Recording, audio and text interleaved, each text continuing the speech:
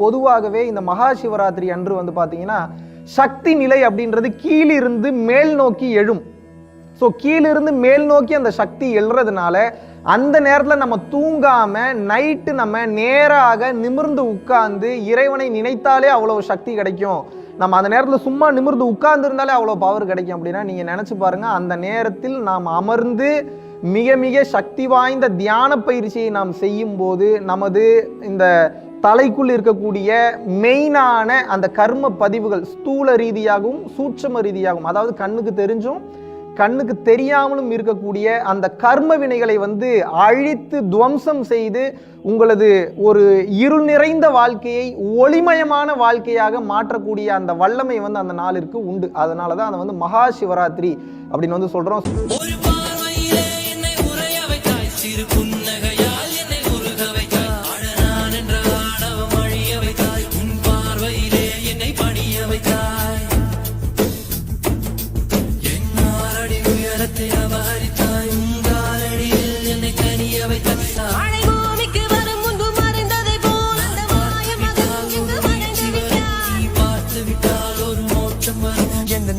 முதல்ல நீ முடிவு நீ